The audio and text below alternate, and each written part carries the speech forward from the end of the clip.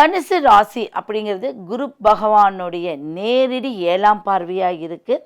அப்போ இந்த 7 அப்படிங்கிறது பார்வை என்ன அப்படின்னா, மேசத்துக்கு அவர் 9. ஏன்னா எப்பவுமே மேசத்தை எடுத்துக்கணும். மேசங்கிறது தான் முதல் ராசி, காலபுருஷ தத்துவங்கிறது முதன்மையான ஒரு ராசி. அப்போ அங்கிருந்து தான் 1ங்கிறது ஸ்டார்ட் ஆகுது. அப்போ தனுசில் இருக்கக்கூடிய அமைப்பு 7ஆம் பார்வையை பார்க்கும்போது கண்டிப்பாக சொல்கிறேங்க, கல்யாணம் ஆகலையா, கல்யாணம் நடந்துடும். 7ங்கிறது திருமண வாழ்க்கை, அடுத்து 7ங்கிறது குடும்ப வாழ்க்கை, 7ங்கிறது பார்ட்னர்ஷிப். ஒரு தொழில் போட்டு பார்ட்னர்ஷிப் போட்டு பண்ணுறீங்க அப்படின்னா அது எல்லாமே 7. அப்போ 7ஆம் பார்வை நேரடி பார்வை எங்கேருந்து எங்கே விழுகிறாரு? புதன் பகவான் வீட்டில் குரு பகவான் தன்னுடைய வீட்டையே பார்க்குறாரு. அப்போ தன்னுடைய வீட்டை பார்க்கும்போது அங்கே அதிர்ஷ்டம் இருக்குமா இருக்காது?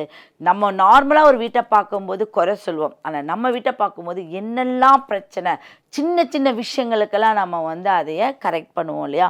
அப்படி குரு பகவான் புதன் வீட்டிலேருந்து பார்க்கும்போது அவதாரம் மாதிரி நீங்கள் பார்ப்பீங்க. உங்கள் வீட்டில் இருக்கக்கூடிய எல்லா கெட்டதையும் வெளியேற்றி நன்மைகளை மட்டுமே அங்கே சேகரித்து வச்சுக்குவீங்க. அப்போது எதையெல்லாம் லேட்டு, திருமணமா உடனே நடத்தி கொடுப்பாரு, எங்கேயாவது வெளிநாடு போகலையா உடனே நடத்தி கொடுப்பாரு, இல்லை வெளிநாட்டில் என் பையன் கஷ்டப்படுறான், அவனுக்கு எந்த ஒரு அமைப்பும் வருமானமும் இல்லை, நம்ம அவங்கள கூப்பிட்டுக்கலாமா அப்படின்னு நினைக்கும் போது வேண்டாம், கண்டிப்பாக ஒரு நல்ல வேலையோடு தான் இருப்பாங்க. அடுத்தது, ஒரு குழந்தைக்காக ட்ரீட்மெண்ட் போகிறீங்க, இத்தனை வருஷமாக ட்ரீட்மெண்ட் சக்ஸஸே கிடையாதுன்னு அப்படின்னு வச்சுக்கோங்க, இந்த மாதம் செய்யுங்க, உங்களுக்கு சக்ஸஸ் கிடைக்கும். என்னடா அப்படி சொல்கிறாங்கன்னா, கண்டிப்பாக உங்களுக்கு கிடைக்கும். ஏன் அப்படின்னா 3ங்கிறது இன்னொருவரின் மூலியமாக, 7ங்கிறது நடக்கக்கூடியது. அப்போ 3 7ங்கிறது ஒரு கம்யூனிகேஷன் நல்லா இருக்குது. அப்போ அந்த குரு பகவானுடைய நேரடி பார்வை உங்களுக்கு சூப்பராக இருக்குது. அக்டோபர், நவம்பர், டிசம்பர் இந்த மாதத்தில் மட்டும் நீங்கள் என்ன பண்ணணும்னா, எடுக்கிற காரியத்துக்கு கொஞ்சம் தடங்கல் படுத்திக்கிட்டால் போதும். அதுக்கப்புறம் நீங்கள் சூப்பரான ஒரு அமைப்பு இருக்கக்கூடியது இருக்குது. தனுசு ராசி, உங்கள் வீட்டில் ஒரு 4 மூலை இருக்குது. வீட்டில் 4 மூலை இருக்குது. இந்த 4 மூலையிலும் விளக்கு ஒன்று பற்ற வைங்க.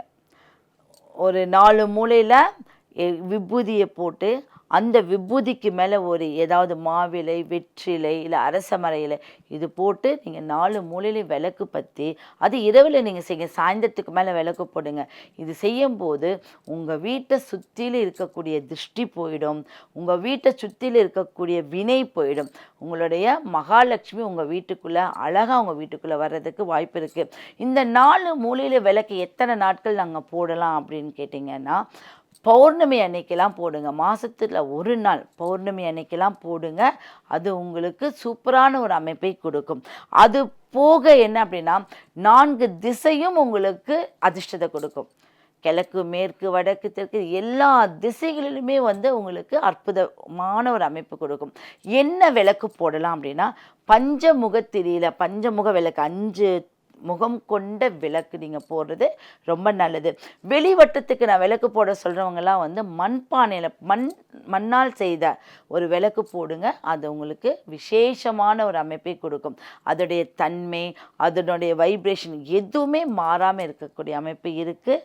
இது செய்வதன் மூலியமாக இந்த 3 கிரக பயிற்சியின் பலன்களை நீங்கள் அனுபவிக்க போகிறீங்க.